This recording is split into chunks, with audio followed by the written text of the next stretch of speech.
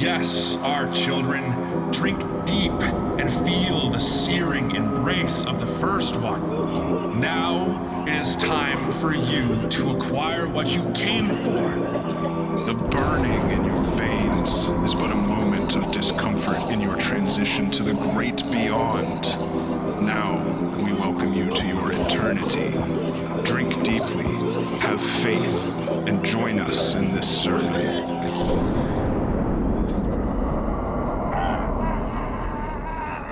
Welcome back to Koolaid Stand. I'm Steven. I'm Jett. And we're not depressed anymore.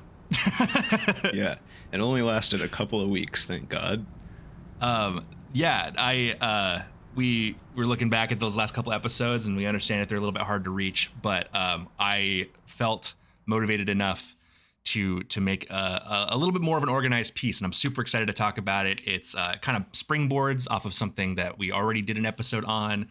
And it's really exciting for me to talk about. There's a lot of visual stuff. So if you're watching our videos, on Spotify, isn't that crazy? We live in a time where Spotify houses videos now. It's a video platform, I guess. Yeah. So we're gonna have a lot of stuff to look at, which is really cool. But like early in the first season of the show, I wrote an episode of one of my beloved features of the internet when I was like a teen or a tween, creepypastas. In our season review episode, I mentioned that I think that creepypasta episodes would be better served if we had just read the creepypastas and had fun with that, instead of writing a partial historical analysis on what creepypastas were in the first place. Having learned no lessons, I've done it again. But if I hadn't done that, I wouldn't have laid the contextual groundwork for this episode specifically. See, where the general idea of creepypasta crawled and then eventually came to a rip-roaring walk, before needing to be then put down by an older, more mature adult version of the teens that enjoyed them before, something was left behind. A seed, if you will. The climate of creepypastas gave birth to something else that, in my opinion, transcends the genre as a whole. Okay. What we're going to be talking about today is SCPs, which stands for Secure, Contain, Protect.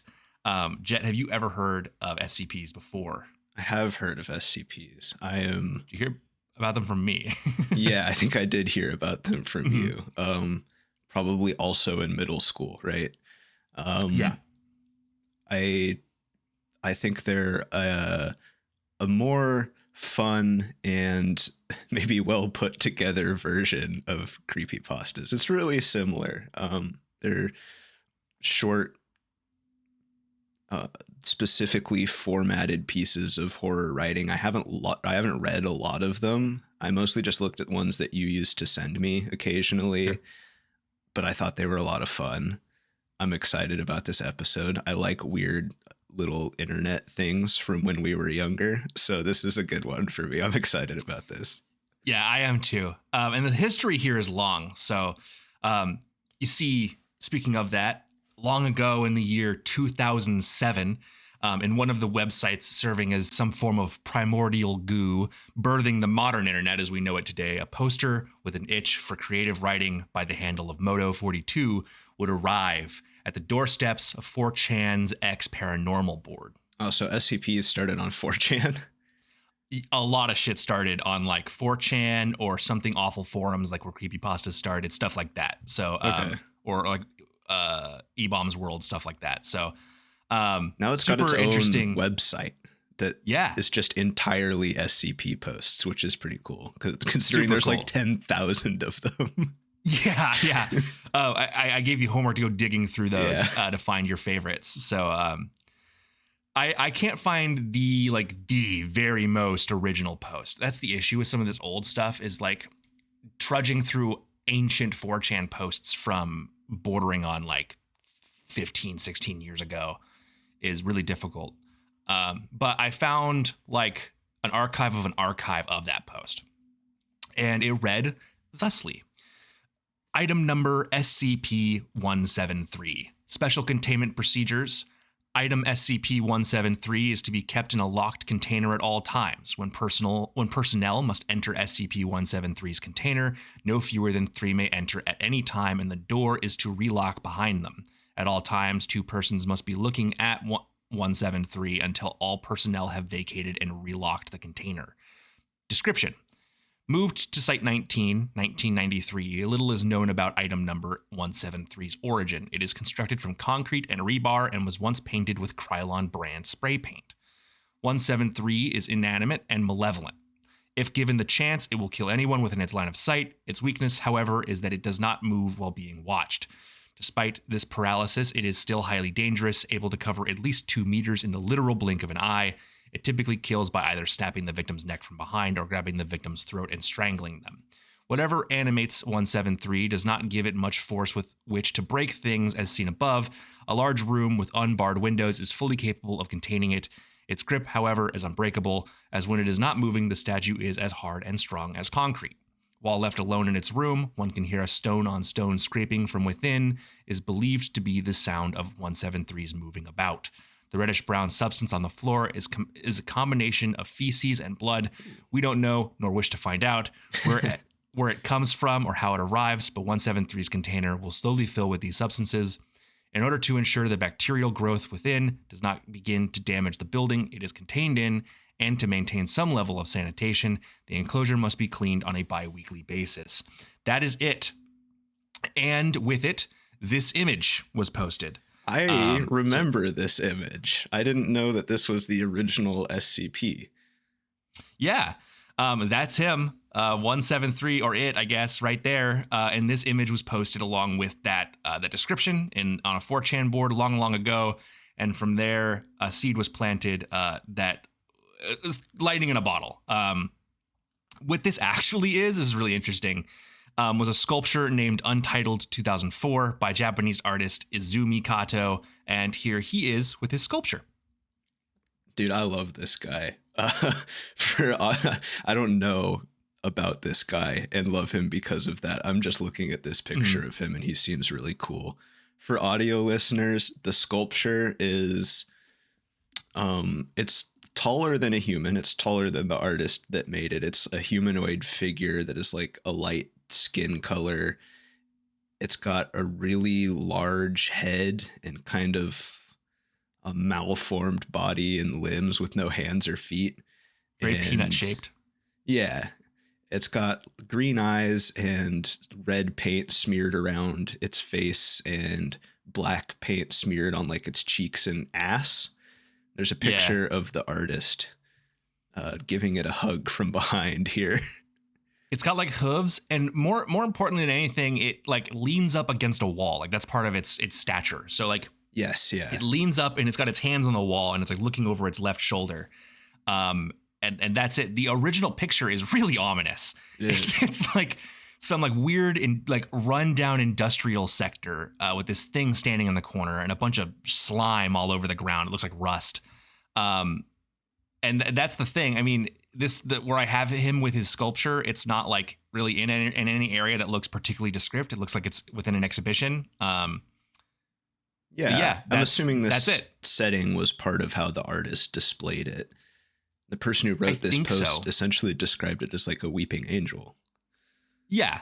Something that's really interesting is Izumi Kato didn't even know that like his picture was used for this first thing, and it followed SCP around for a long time. If you go look up SCP-173 now, the picture is not on the page. Really? This is an intentional decision. Basically, when the website blew up, they asked for Izumi's permission, and he begrudgingly gave it. Like he wasn't super enthused of what it was attached to, but he was like, it's fine. He expressed it like he wasn't super proud of that connection or whatever. But yeah, the issue is since then, though, people went looking it up, right? And this is the SCP, right? This is the original. Right. So people like went and found him and kept bothering him about SCP, which he, of course, knows nothing about. Ultimately, basically, the people who run the Foundation website were like, you know, it doesn't really feel right to keep this guy tethered to us if he's not 100% on board with it. So they removed the photo. That seems fair. I'm kind of surprised that he wasn't more enthused by the idea of this connection, though. I would have thought that would be kind of exciting for an artist. Yeah, I would think so too. But I mean, maybe some kind of cultural difference or any number of reasons he just wasn't super into it. And they ultimately did end up respecting his unexpressed wishes, which were that he, wasn't super into the fact that this was attached. Yeah. So I mean, I'm projecting onto this guy, right? Because he looks kind of eccentric and he made a super fucking weird looking sculpture. yeah. So maybe he's not the kind of guy that's into that thing. That's fine. I like it. I like the sculpture as it is. It's so weird and interesting to look at. And of course, what it birthed by no will of his own is obviously something that I'm very attached to. So I enjoy it anyway. Yeah. But yeah. The combination of the somewhat uneasy environment like we described and the incredibly abstract and uncanny sculpture created an undeniably ominous feeling. And from that, Moto 42 curated a short, interesting creepypasta. But the importance here is the format. This wasn't some crazy, self-serving, out-of-this-world, toe-curlingly edgy, scary story. Go to sleep. It was a go to sleep. It was a basic report file. It left the readers with so many questions, like who was housing this thing? How many more things were there? Did they have? Like who's responsible for organizing and categorizing all this stuff? What I find so intriguing about this format is the clinical delivery. It takes the fear of a horrible thing a normal creepypasta should provide if done well, and subverts it with observant and cold delivery. That form factor creates a larger air of mystique that lends to the overarching foundation of whatever organization that operates in the shadows and manages these anomalies. And I'm not alone in this intrigue.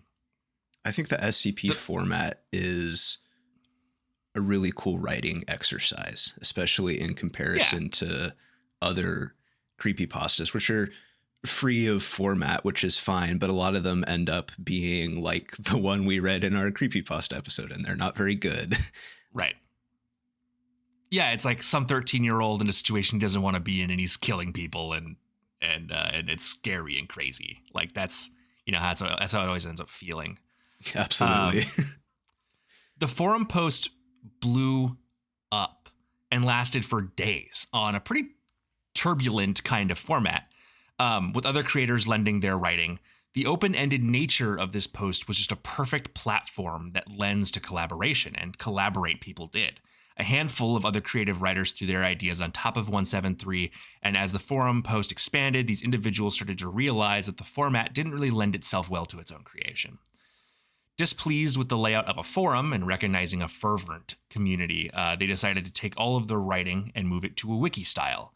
In January of 2008, they launched SCP, Secure, Contain, Protect, on the Edit This wiki farm. From here, hundreds more articles popped into existence, growing the larger narrative of the Foundation and adding a rich atmosphere of interesting files to peruse. 2008, man. 2008.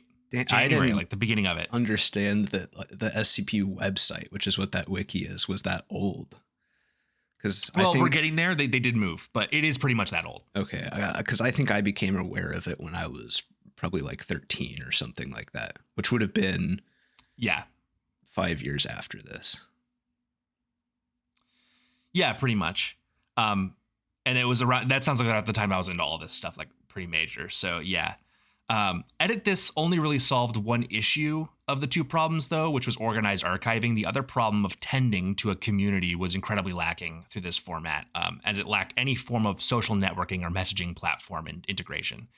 Users still used 4chan's X and B boards to communicate during this window of time. Okay. You may have not heard of Edit This, and that's because it's been defunct for a very long time. Essentially, within the same year, SCP Wiki management figured out that Edit This was crashing and burning capitalistically, and their curation of stories and writing may have been up for purge. So in July of 2008, like 7 months later, they transitioned from Edit This to Wikidot, another wiki farm site, and this is where SCP Foundation lives today. Okay. So they just transferred to a different website that did the same thing. Yeah. Okay. Yes. The funny thing about all of this is Moto 42 didn't really have anything to do with SCP after he struck this first match. He came to the Wikidot page about a week after it opened to express how amazed he was that it blew up like this, and he hasn't really been active since, from what I could gather. Oh, dude, if I was him, I would have been writing hundreds of these things. Well, he expressed that he did actually, like, originally when he first posted the first one, is he wanted to do one of these a week. But he lost internet and then immediately lost track of his project. And he comes back after he gets internet access, and SCP is huge and it's grown so large, and he's just been focused on other stuff. And now it's got a whole like 2 websites. Yeah, He's like, good okay, for him. you guys But, like, did it for me, I guess. Have fun. So yeah. Now, there have been some modifications to the format since he made his first original post. So before we get into the all-time greats, let's discuss how the common file for an entry is built. Yes. So first up, you have the photo. Not all files get photos. Some people write their stories from scratch without inspiration from a picture. Other SCPs are simply too dang big or even abstract to have photos of. And some are written before photos exist, and then they're so popular that art is made of what they're trying to express. Some of them are just, like I said, like too abstract to even have a picture of. Yeah. Next up, you have probably like the name. It's like the most important feature almost is the item designation number.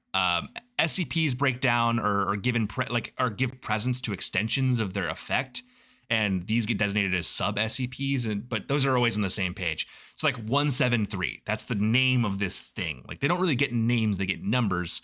And we'll have a couple examples later on where like an SCP will make a sub version of itself or affect something else, and then you have that number -2 or B or J or whatever. Yeah, like the shit and blood from 173 might be 173-1. That might be how they like refer to its excretions or something like that.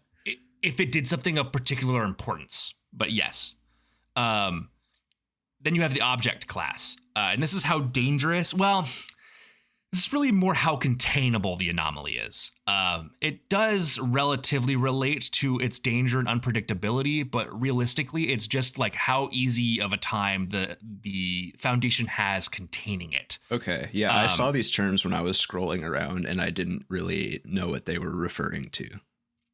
So if an object is listed as safe, this means the object is just easy to contain, causes no danger, or otherwise is inert. This doesn't mean it can't harm you, just that it takes specific and conscious effort to interact with, engage, activate, and generally is just not much work to keep safe and secure. Okay. A Euclid class is an object that is either expensive or highly requiring in its containment procedures. This is like most stuff. Or in general is unpredictable. This is a broad scope, so a lot of things get put into Euclid class, and in general, basically anything that's sapient or autonomous or operates on its own without direct interaction or intervention are all placed in Euclid class as a default. Okay. Some of the SCPs are like events, which is interesting. They're not really a physical thing that you can contain. Yeah, there's also like there's like a script for, I think it's called the Hanged King. There's like a script for a play, and whoever partakes in the play's demonstration or observation go crazy. That can happen anywhere. So as long as all the copies of the script are kept in, fine. But like if one isn't, the script itself isn't really it. It's the engagement of participating in this event that does it. Yeah, I've got one kind of like this that I pulled to describe later. So you'll see what we mean by that. Next up is Keter. The Keter class objects are so costly and difficult to contain that either the process is absurdly complex, expensive, or the circumstances essentially rely on the object's complacency or compliance. Keter shit breaches containment all the time. They're like, man, just I know we can't physically keep you in there. Just please stay in there. There are some. There's like I can't remember the designation number, but there's like a god that like is God, like can make anything happen, knows everybody, is friendly and cordial. That like he just hangs out in the facility, and the Foundation is fully aware that he can leave at any time and likely is God. But he cooperates with them and stays, so it works out. But he's just like a nice guy. Yeah, there are some creatures that are like can be tricked into being okay with their containment. There's stuff like that. But Thaumiel is the next object class. These objects are incredibly classified, but used to contain other SCPs. So they're like tools the SCP Foundation has found that can be utilized to lock down some other stuff. Okay. sometimes they're one use, other times they like are like our entire facilities or like doors to realms, all kinds of stuff like that. And the very sites that these are kept at or are even more secret than usual containment facilities. So like sometimes like you see like it said earlier, 173 is kept in site 19. A lot of stuff is kept there. Just kind of like everyone's kind of agreed that that's like one of the big ones. But if a Thaumiel item is kept at a site, usually if you're reading that item's description, it will tell like they'll redact what site that they're kept at or whatever. Okay. Yeah, I didn't see any of these when I was scrolling Yeah, they're around. super rare.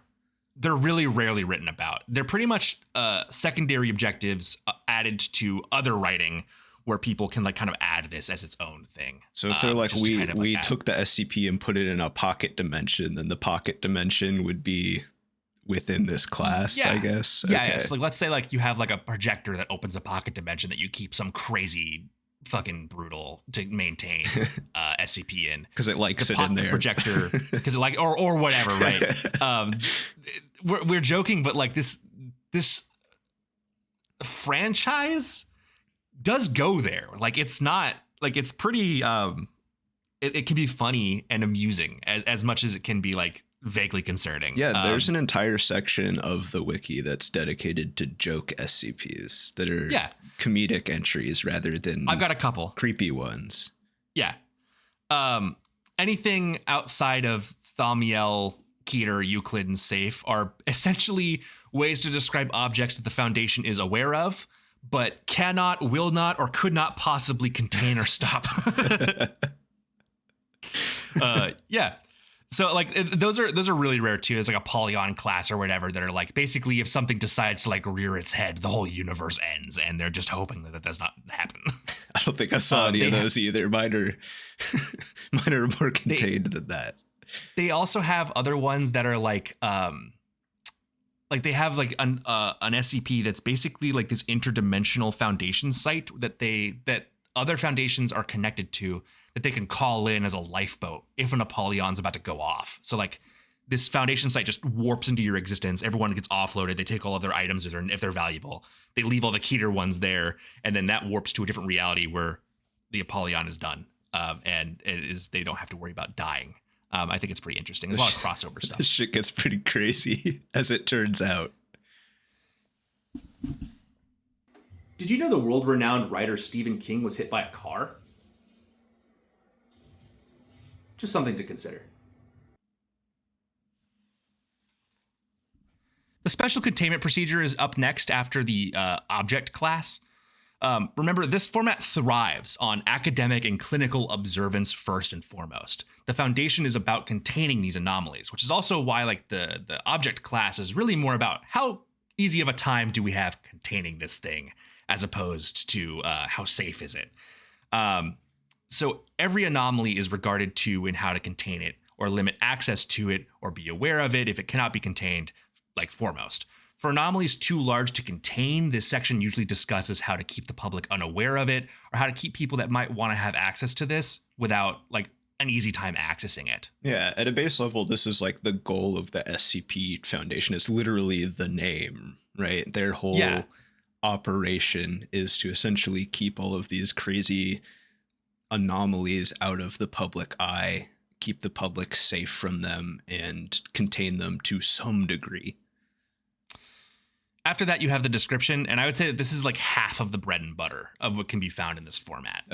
This is where the writer expands on what the thing even does, or how it can be interacted with, what it takes to maintain it, and other odds and ends about its behavior. Sometimes you have additionals. These aren't always included, but they can be present for additional context, like where a thing was found or how it was discovered, stuff like that. Then you have the addenda. And I would say this is like the other half of the puzzle here. Some of the best entries on the site, they revolve around what the hell happens with these anomalies after the Foundation gets their grubby little mitts on them and has them in possession. Yeah. Any tests or events or framed new discoveries involving the item to grow the mystique of the story of that item, they're all recorded here, including breaches in containment, developments in its behavior, or some change to the original description that makes them behave differently. Right. You'll also see that like as files get quote up, they're written from scratch. As files get updated, like narratively, you'll see like original descriptions and then that'll all be crossed out. And then you'll see the new description written underneath of it. There's a chair that teleports anywhere someone would be in need of a seat and doesn't have one. That's an SCP. A benevolent SCP. Yeah. Anywhere you need to sit down, you're like, oh, I don't have a chair. The chair will teleport to you and you sit on the stool. But in one of the quote unquote tests, a scientist threw this chair into a wood chipper. That's not very nice. No, it's not. And now the chair is an omniscient pile of wood chip dust that will teleport into your lungs. I don't remember what causes that, but to kill you. And so the original description's there and it's all crossed out, and the new description's there, and you wouldn't know what happened unless you read the addenda. Because the government ruins everything. Yeah. Something I also mentioned is redactions. These are sprinkled in for flavor and world building. The idea is when you peruse the site, you work at SCP, and some of the writers add mystery behind their items by adding fake out information just to be redacted, so you feel like you're like not being told the whole story. I've never personally had a problem with this. Some people are bothered by it, but whatever. I don't see the issue with it. It's part of the storytelling. It's part of the format. There's no information there. It's just to give you a feeling. Yeah, exactly. It's not a real redaction. No. SCP-17, or well, let's get to the All-Stars now. Okay. And I was about to say his name, SCP-173. This is the most affectionately referred to as the Peanut. He's the first one. We know him. We love him. We sure do. We already talked about him. 049 is an object that looks like a medieval plague doctor, but the robes and mask are part of its body. It's generally cordial and cooperative, but becomes irritated in presence of what it calls, quote, the pestilence, to which the Foundation has no clue what it's talking about. If allowed to touch the skin of someone it considers to be pestilent, that person's entire body ceases to function all at once. Gotta shut that shit down. The Foundation also can't figure that out. If allowed, 049 will perform a crude surgery on its victims with instruments it keeps in a doctor bag on it at all times, and if successful, those bodies become reanimated into 049-2s, which are essentially just brain-dead thrall for 049. It refers to these thrall as cured. We also don't know how that works. They either don't know or don't want to find out a lot of information about what they have. Yeah. Next up, this is one of my favorites. I basically looked up the highest rated posts. So some of these are going to be missing. I might mention them, but there's some that people will think about. They're like, you didn't talk about that one. These are just the all-time like highest rated posts. One of my personal favorites is SCP unnamed-J. This is a rock that sits in a box on a scientist's desk. It makes you procrastinate. The article is specifically unfinished, and the SCP isn't even labeled. I wonder whose desk it's on. It sits on a desk, and the article says, I don't know, might be mimetic. I'll finish this post later. AKA it's on the writer's desk. Yeah. 096 is a 2.4 meter tall, anemic, pale, hairless humanoid with 1.5 meter long arms. Its mouth can open up to 4 times its head height, and in general is docile and shows no signs of sentience. It spends its time pacing a wall, and that's it. But if someone were to view its face through literally any matter, like video, picture, or in person, it freaks out and cries, covering its face for a few minutes, and then will stop at absolutely nothing to get to that person and slaughter them. Jesus. It knows where that person is at all times. The Foundation has also been entirely unable to record any remains of anyone who's seen its face after they've been killed, but the reports don't say explicitly what happens. I wonder, do you know off the top of your head what the containment level of this one is? Like, does it just get out of its box if somebody looks at it? It just finds a way to get out? Okay. It will. But the procedure here is, let no one see it. So it's kept in a solid windowless box, and I believe it's Euclid. Okay. Oh, God, there's no way to even know if it's in there. It's like Schrodinger's.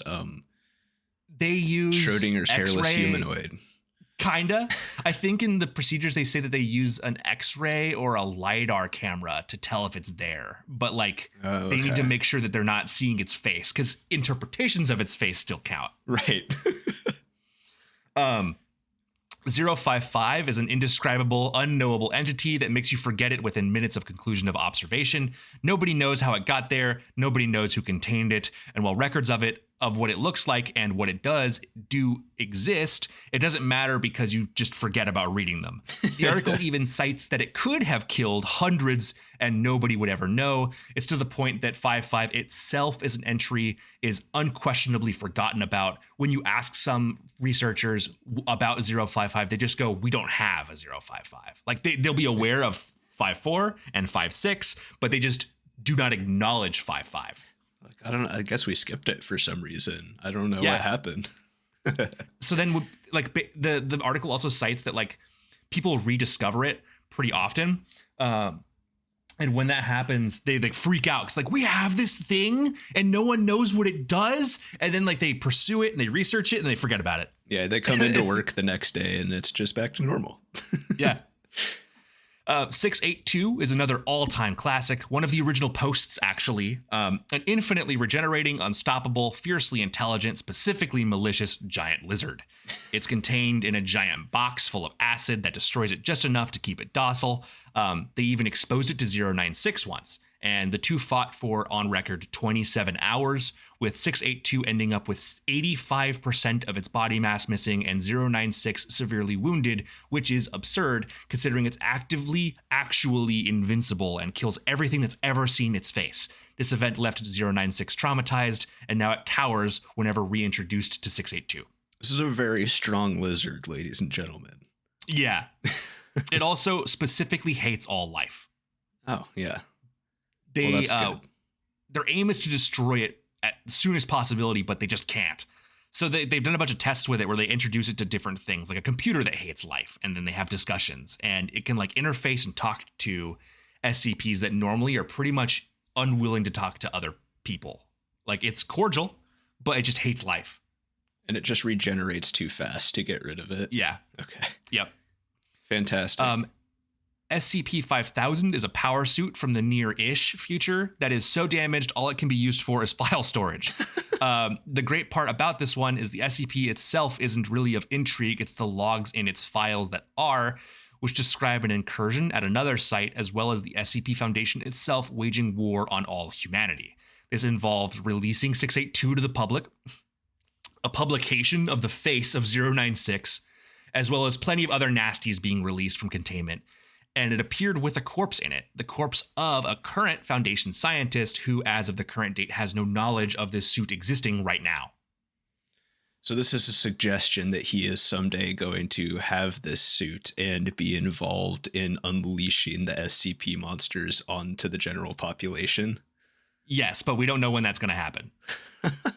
Or if we're in the right timeline for that to even take place. Yeah, I'm assuming there's multiverses in this imagined universe. Yeah. 087 is an infinitely descending staircase with no bottom. It exists on a current campus somewhere, and they just keep it behind lock and key, and it's fine. Don't go down there.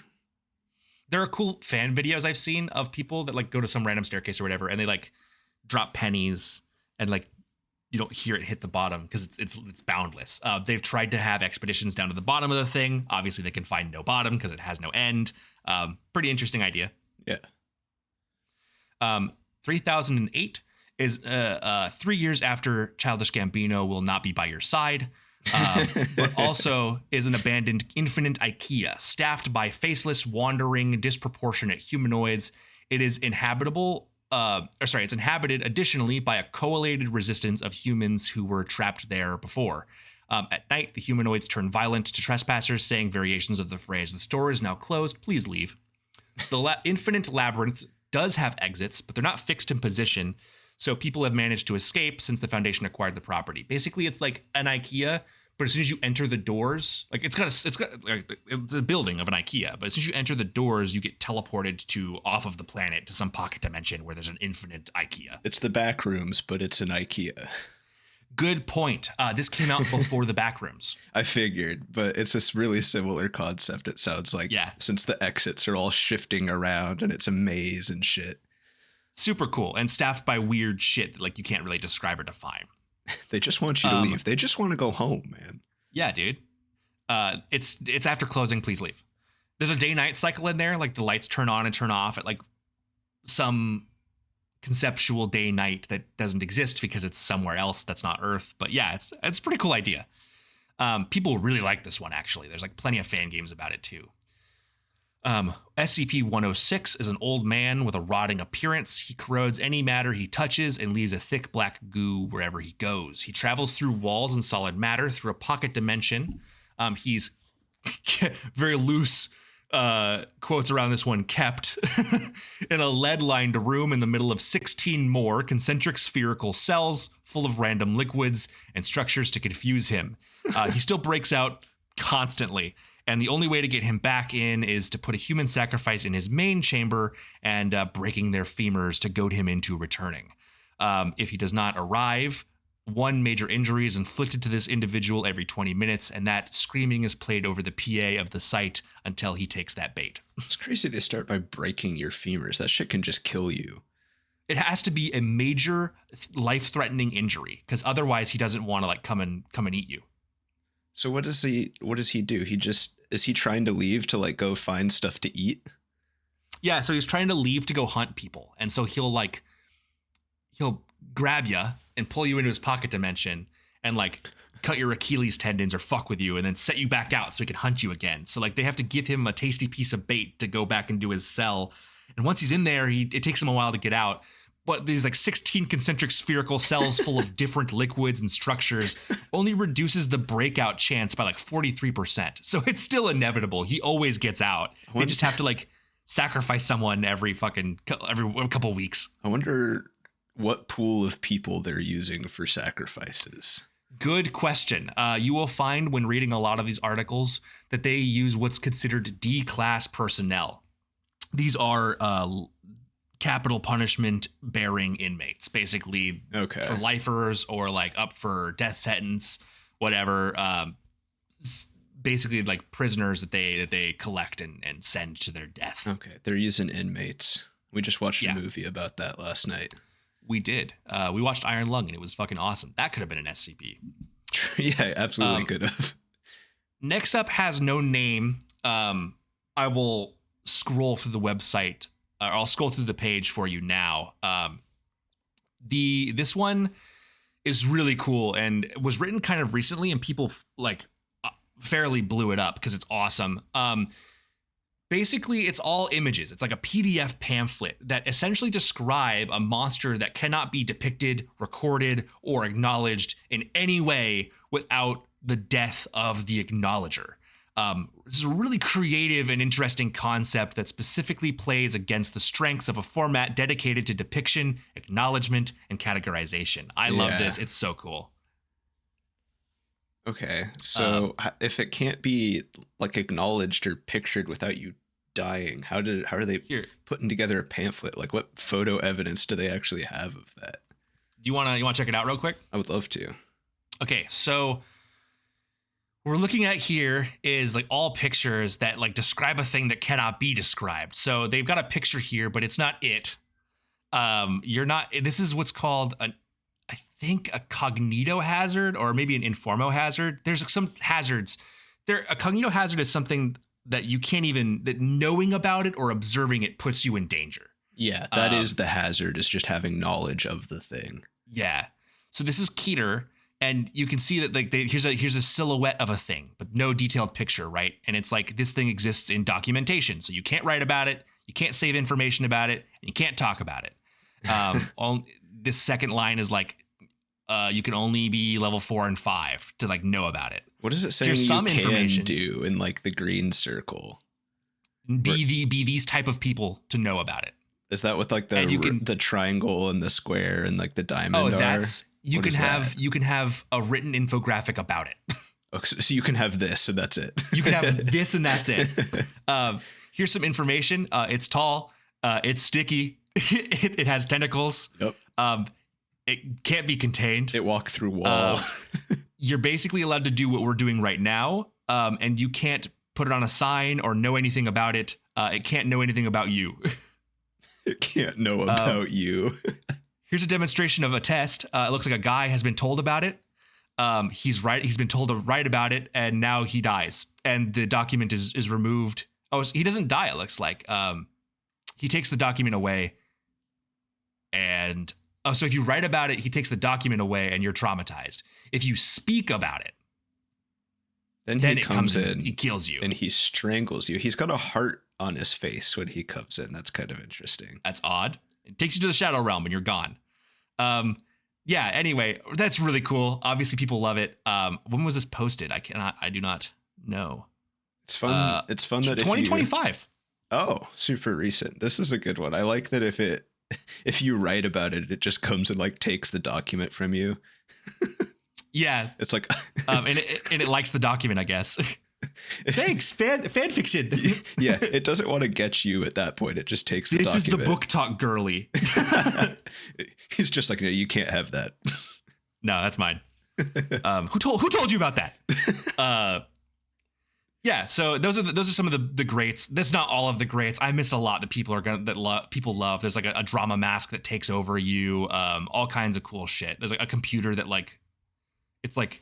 it runs on like a cassette, but it's like an AI that runs on a cassette, and it's like actively aware that like the more it thinks, the faster it'll die. Like there's pretty cool stuff. Is like the flesh pit an SCP thing? Am I remembering that correctly? Probably. There's a flesh ball. Or like a room that's just like a living flesh room or something like that. Yes, that's SCP number 2. It's a big sphere made of meat. And on the inside is like a normal looking house with windows to an area we don't know. And any organic person that enters into it gets consumed and turned into a replica of furniture. Okay, yeah. I remember that a little bit more now. I had Jett go and find an article, having never perused the site before, and I'm going to let him share what he's found. He's got 3. Excellent. Yes, my first SCP that I brought with me is SCP-6037. Okay. This is... I don't even know. This one's Euclid. Yeah, I don't even know where to start with this. It is...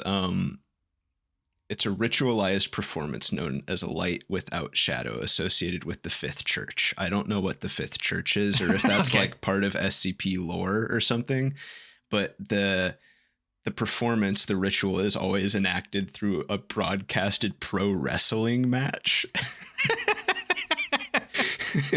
In order for it to be effective, the match has to be watched by more than 20,000 individuals, and if it's completed, it causes a deterioration of what they call baseline reality around the pro wrestling ring and around the homes of anybody who's watching the wrestling match on TV.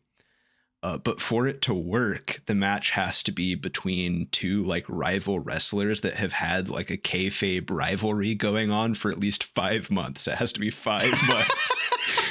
And they have to like put on like a final showdown match between these 2 kayfabe rivals, right? So it says it would be titled something like a lights out Iron Man match, or an electric barbed wire death match, or the flaming graveyard match. So what happens when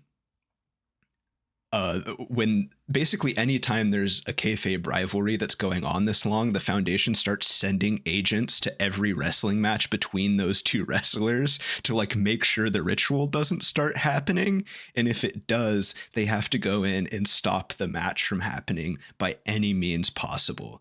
And so you can accidentally recreate this if the circumstances are right without intention. Yeah, absolutely. And almost every single time that the ritual has started, both the wrestlers have died. Although there have been some instances where one of them was just severely injured. It's not clear whether that's because the agents are intervening and stopping the ritual by killing or maiming the wrestlers, or if the ritual is just so dangerous that they end up dying. I don't know. Dude, this absolutely reminds me of this time in 98, where the Undertaker threw Mankind off Hell in a Cell, and he plummeted 16 feet through an announcer's table. Yeah, and then reality started to dissipate around the announcer's table. That's so good. What's your next one? My next one is SCP 7052, which now that I've brought it up on my computer is blocked for adult content. I think it's called Spoons in Butt. Yeah, it is. This is Euclid. Yeah, this isn't like a physical thing. This is essentially information that is hidden from the public because, as you and I supposedly know, putting a bunch of spoons up your ass is not good for you, right? How did you find this? Just scrolling and looking at the titles, and I saw one that said Spoon in Butt, and I was like, Spoon in Butt's gotta be a good one, right? Oh my God, there's an informational poster they have prepared for like the outbreak of this revelation. Yeah, so there's like a medical diagram on the page of somebody inserting a spoon into their rectum. The idea is that the foundation works to present the idea to the public that putting a bunch of spoons up your ass is a bad idea, when in reality, the more spoons that you put up your ass and the deeper you put them up your ass, the more kind of just generally powerful and sexually attractive you get. Okay. And it specifically attracts people who you are attracted to. We're not supposed to know this, though. No, the foundation hides this information. And then there's this log of like a test that they did where they have a guy put spoons up his butt to see what happens and to kind of test the extent of what happens. I want to read it. Okay. Dr. Lorenz says, "You will enter this room. We will give you some privacy. In there, you will find a box full of spoons. Your task is to insert as many of them as you can into your rectum." And then the D-class person goes, "Oh, of course, sure. Okay, are you serious?" Dr. Lorenz says, "Yes, please proceed." The person enters the room for 40 minutes before reemerging. Dr. Lorenz goes, "Oh, what the hell?" And then a different doctor goes, "Please stop where you are." And then it says that the D class is levitating a meter above the floor. Multiple spoons are orbiting around him. His eyes are glowing and changing colors, and objects around him are being deformed and transformed. He says, "I have achieved godhood." He sends a spoon flying towards the two researchers, which misses and skims closely to Lorenz's ear. The door behind the subject breaks away from its frame. Dr. Tuar over the intercom, "We need a response team at SGD5 immediately." Lorenz says, "How many spoons did you stick in your ass?" All electronic displays in the vicinity start showing the number 12. The subject says, "Just enough." He shoots 2 more spoons at Dr. Lorenz, penetrating his abdomen. Lorenz goes, "Ah, shit." And Tuar says, "Where's the fucking team?" Dr. Tuar throws a chair in the direction of the subject. Just before hitting the subject, the chair transforms into a feather. He says, "You can't get me." A team of 4 heavily armed men enters the area and starts shooting at the subject, who seems unaffected by the bullets. They go, "What the fuck is this? Move aside, everyone." One of them throws a hand grenade at the subject, and the explosion knocks it to the ground. "Keep firing." A spray of bullets flies towards the subject until it is static, and the ontokinesis disappears. Ontokinesis just meaning being alive.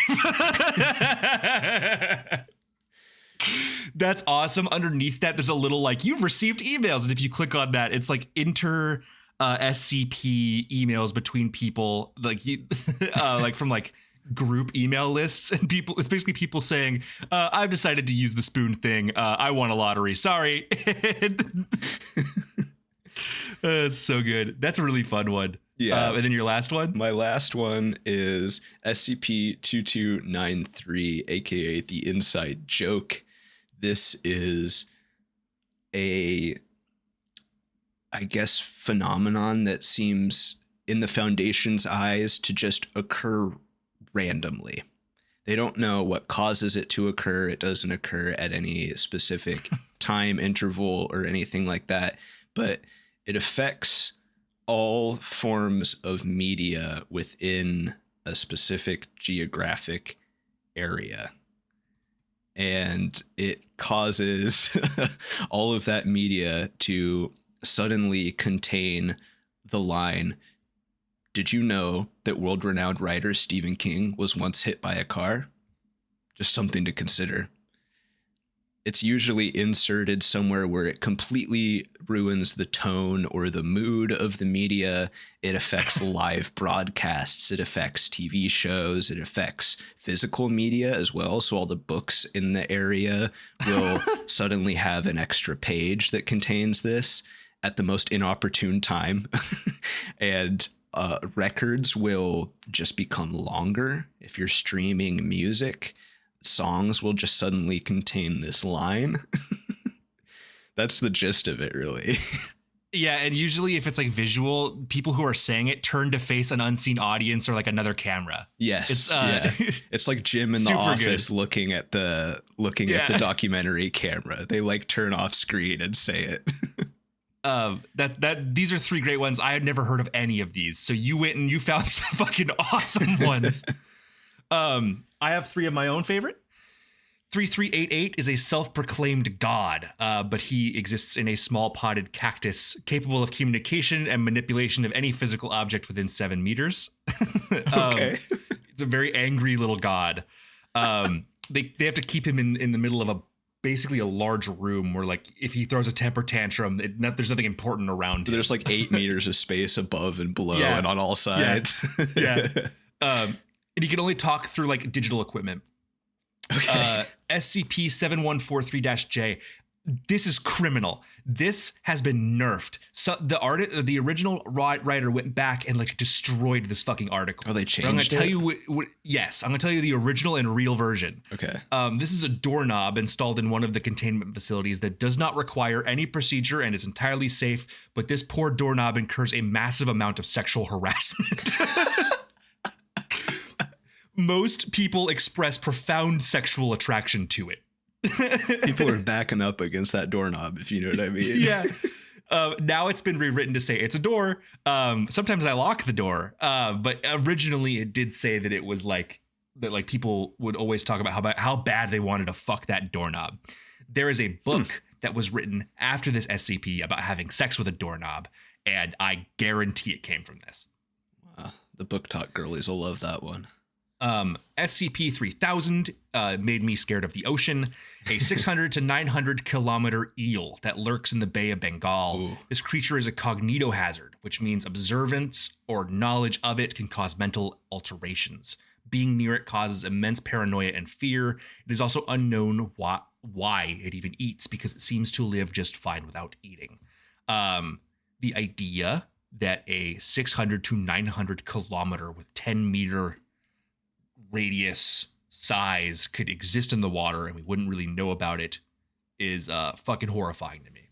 Yeah, I am like, I similarly to you, I find large things under the ocean to be an easy way to convey a really scary concept. Yeah. Oh, we just watched a whole movie about it. Yeah, we did. We mentioned it earlier. I guess it was kind of a SCP adjacent movie. Videos of this thing are like obviously it's not real, but like videos of people that like make of it to convey it are fucking horrifying. Because like you could just be out in the murk and then like this thing can just like show up, like it wasn't there and now it arrives, and it's just like it's a terrifying idea. I love it. I think the innate beauty of SCP is in its clinical and academic presentation. I agree. It automatically begins to make you complacent in its consumption. After the first few you read, the further entries beyond add to the world building, yes, but also stop feeling outlandish within the headspace that you occupy. SCP invites you into the most interesting headspace of all, bureaucracy. But the subtle perfection is that you're a bureaucrat of the absurd and intangible. You're part of this world, part of this foundation, and what's another crazy object to contain in a list? Oh, a drama mask that takes control of your body, whatever. A giant meat sphere that assimilates any organic thing that enters into replica meat furniture? Sure. Oh, hey. The other thing that works so well here is that it isn't afraid of its own absurdity. While the subject matters of these articles can be quite serious, I think I've demonstrated, and Jett most certainly did, that they come equipped with their own campiness that is so incredibly endearing to me. It's the blend of form and function and tone that makes you enjoy experiencing digging through these archives. Sure, you aren't qualified to know everything there is about every object contained or known about, but you've got a million other entries to rifle through and plenty of crossovers to deepen your knowledge about. Finding just the right article can have you assembling a narrative of what happened to this and a bunch of other subjects on your own for hours. And I think that's just fucking awesome to me. I think the combination of these two things, bureaucratic confidence and absurdity, lend to a further narrative that despite the dry and matter-of-fact tone that the culture of the SCP Foundation breeds, nobody is actually in control at all. Objects breach containment constantly. Scientists die all the time. Some tests run on various objects are ham-fisted and not helpful in any way, usually backfiring and changing otherwise innocent or sometimes even helpful SCP's nature to harmful and malicious. The Foundation is entirely rife with mismanagement and foolhardy confidence that lacks tact and attention, leaning on the complacency present when dealing with mind-bending, reality-redefining objects on a day-to-day basis like this. I don't know how intentional it's totally unique. It is, but it's kind of got something to say about real life Sure. government agencies in that way, Yeah. I think. With a rife pool of creative and engaging concepts, it's no secret that the franchise is a proverbial hotbed for further creative endeavors outside of a text and picture medium. Plenty of people have seen and been influenced by SCP, and now that you've been made aware, I'm sure you'll see the references all around you. With a concept that invites you to participate in a world like this, it's no real leap to believe that people went on to make video games in the universe. In fact, the first time I actually ever heard of SCP wasn't even through the forum. It was through a game called SCP Containment Breach, which is like the most popular SCP game out there. I've heard of it. Haven't played There it. have been plenty of games made within or inspired by SCP. Containment Breach places you in the role of a D-class personnel trying to survive in a containment site while all of the greats are breaking loose. The game has a distinct blinking mechanic, as you're being pursued by 173 for most of the game, and you have to use all kinds of other SCPs within the facility to escape within the pandemonium. Some of the objects need to be recontained, while having to activate the femur breaker to lure 106 back into his cell, or juking out 49, and definitely paying attention to cells, because if you wander into 096 or 682's cell, it's game over. Yeah. Really cool stuff. The femur There's breaker. also the femur breaker. Is there a machine that does it?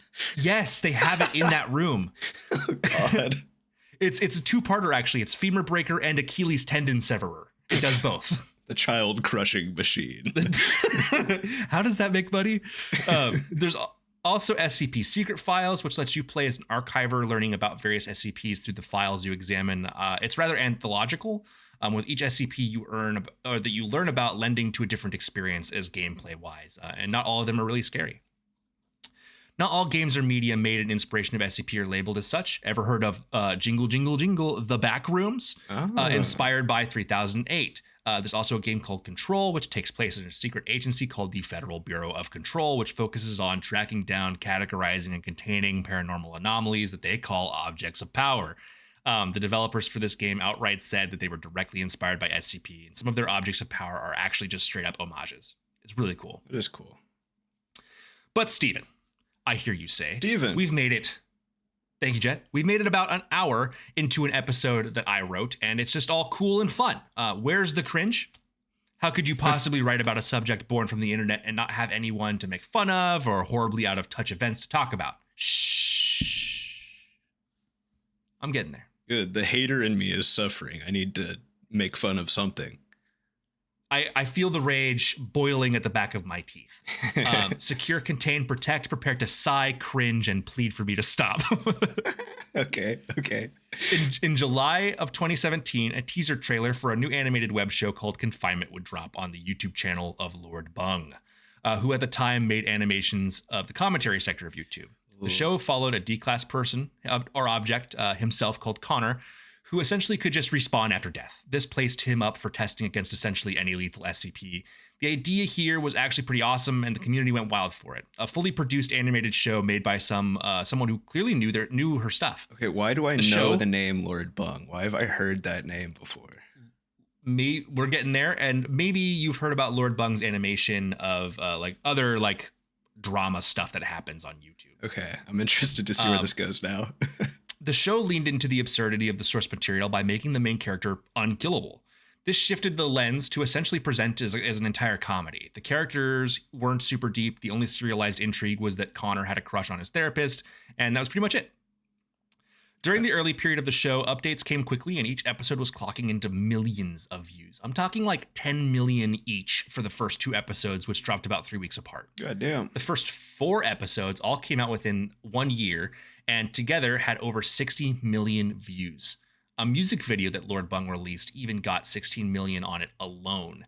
She was set up for absurd success. Of course, it seemed the only place to go was up. And of course, we all know how this usually goes. The other direction, generally speaking. The other direction, yes. See, Lord Bung's progress on the show began to crawl and eventually halted entirely. Despite producing 4 fully voiced and animated episodes in half a year in 2017, she only produced 2 more in 2018, and then only 1 in all of 2019.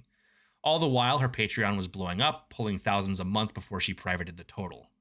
What unfolded next is genuinely difficult to piece together. I've been digging through Reddits and Google Docs, yes, and YouTube drama recaps for hours to write this, and I think I've assembled a complete narrative. Okay. Around 2023, Lord Bung got involved in an on-again, off-again relationship with someone else called Orion, who would be picking up co-writing credits for the show while episode 8 was in production. It also became clear through live streams that Lord Bung was burning out on confinement, as she preferred to doodle and talk about other creative ideas or just smoke weed instead of talk about her work on confinement. It's time to finally dip my toes into drama content for a second, because this part is genuinely a little cagey. Orion elected to make a call-out post about another content creator named Quite. And the nature of these allegations he was proclaiming were most grave.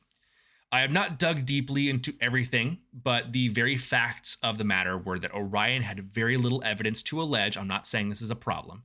And Quite had a significant amount of receipts to counter these allegations. This is an internet classic. Not this specific instant, but this is like, this shit always gets so muddy, and it happens constantly with these people who are like blow up, but they're like chronically online Discord Reddit people.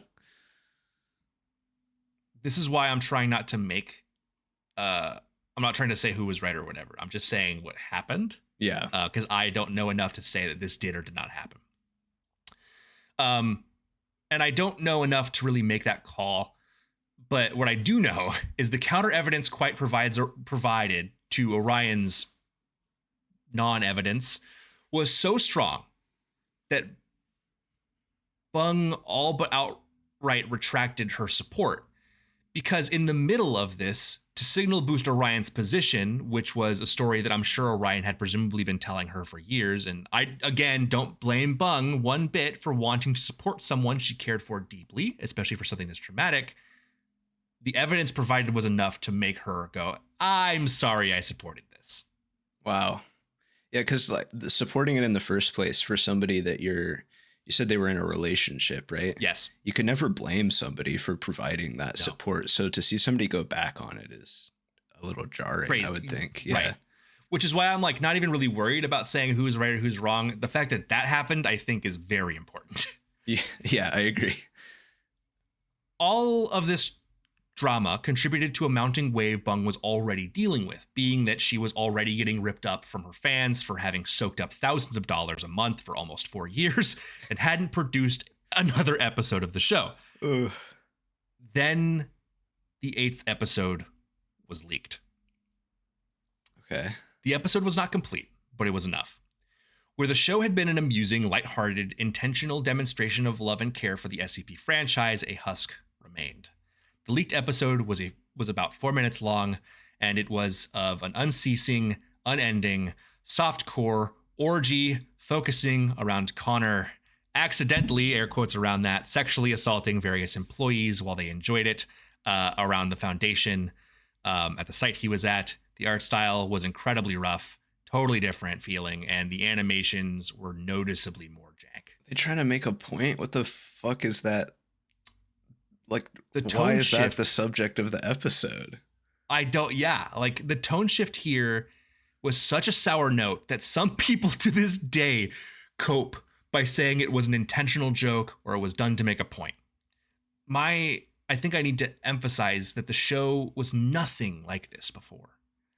Nothing like it before Orion started writing. Oh, so they wrote this one?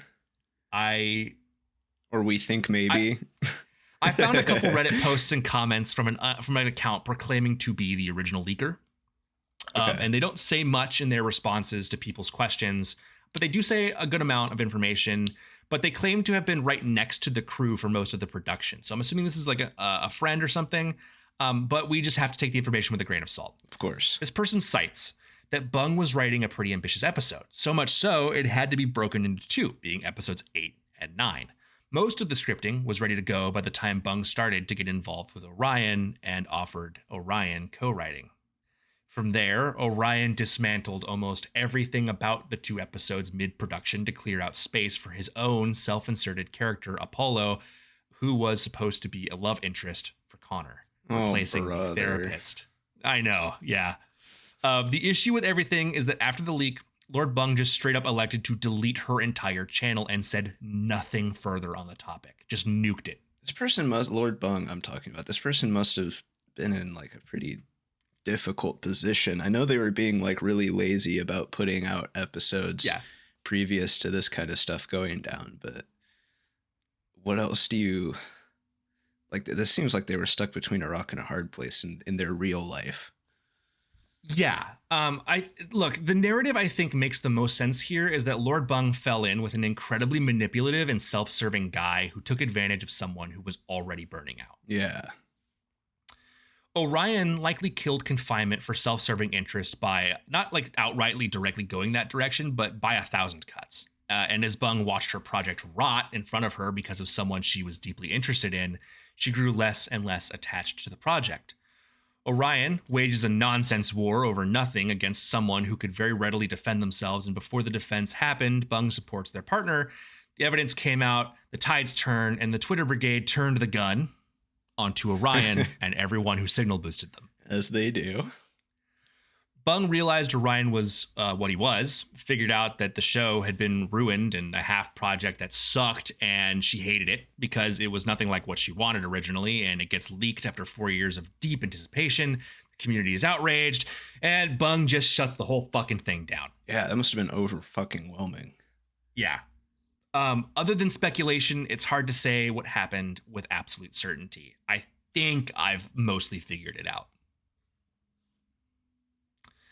From my understanding, this is the most main stage piece of drama to happen with a community that is, at times, I'm going to say, almost toxically positive. The subreddit rules all but prohibit criticism of articles written for SCP, and the same for kids' pencil-on-paper drawings that spam the feeds. Or at least it was that way when I was hanging around. It was essentially unbearable to me. There was like a bit of drama that I was there for, where like someone made a post with an item class super keter, and it was really shittily written, and it was like it was a bad article, and the mods like hyper restricted anyone even saying the words super keter or mentioning the article or in any way constructively or otherwise criticizing a shittily written piece of garbage. And it's like, dude, if you're gonna put something out there like we do, you're putting yourself up there to be criticized and enjoyed. Criticism is an SCP. It must be contained. That's pretty good. But look, that's the glory of SCP in general, is all works posted to it become common ownership. They have a lot of verbiage on their website that describe this. No one owns their SCPs. Nobody outright owns anything there. Anything can be made of as is wished. From awesome video games to shitty art to multi-$1,000 4-minute animated orgy productions. Yet the foundation persists. SCP has been important to me since I was like a tween. I've been reading articles on this site for like 10 years now, and I still love it enough to make a full podcast episode on it. I had to take a moment to share this with Jett and with all of you because it's just too unique and intriguing to not know about. Also, we've only talked about the articles, dude. There's a whole another section of SCP dedicated to the fire teams that they use to correct major breakouts and issues. Oh. And if you fall down that rabbit hole, there's a whole bunch of other really cool shit. It's way more action focused as opposed to document. And so basically, like, you read these logs and transcripts of events that happen with fire teams. There's one I looked so hard. There's one about like a fire team that found themselves transported to another version of the same facility they were in, except this one had such a major breach in containment that all kinds of nasties were out and like trying to put their fucking lives back together and find a way out. So cool. A lot of really awesome writing goes down in the fire team logs and stuff too. You'll see people around now with the SCP logo, like patches or prints on their shirts. Now you know what it's from. There are people that are so into the fire teams that people have made up that you can get like patches of your favorite fire teams. Oh my in god! SCP. I didn't even know the cool fire too. team thing existed, man. Yeah, it's awesome. They're all called crazy cool shit, like Team Foxtrot Obliteration. It's like just cool names. Like, yeah. I hope my passion for this inspires you to go check it out. I challenge you to dive into the archives yourself and take a look. I guarantee you'll absolutely find something that you're going to enjoy. I just can't help but share something in its entirety. The good, the bad, and the desperately horny. So yeah, that's SCP, and I love it, and I love writing about it. And this episode is gonna have, if you're a listener, this episode is gonna have a lot of video editing stuff I'm gonna have to do for it. It's gonna be a lot of work, but I'm excited to do that and give that a try. So yeah, that's it. Yeah, watch it, or I'm gonna, I'll email you 096's face. Yeah. Or Jett and I are gonna have a cage match, and you're fucked. Everybody knows that we've had a kayfabe rivalry for at least 5 months. Yeah. We're gonna develop that. We're gonna have that running, and then as soon as we broadcast a wrestling match, your reality is done. So, all I'm saying, maybe we're the fifth church. Who knows? Yeah. So that's it. See ya.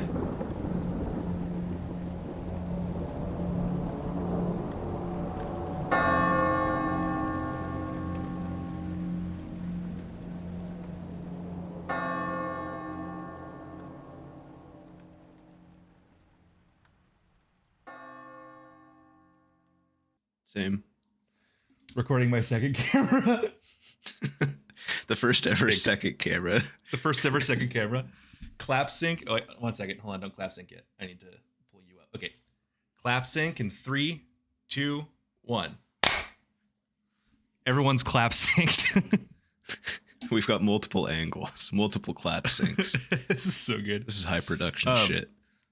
I'm almost tempted to have you run a secondary camera angle. I don't think my shitty little Google phone can record a video that's that long, honestly. That's okay. All right. Unless you like want to just have your phone like sitting in front of you, and then because it'll be easier for you to hit record when it's like right in front of your face, and you just want to like look down. Want to do that? Sure. Okay, that should work. You got it? Yeah, I think so. This is so good. Okay.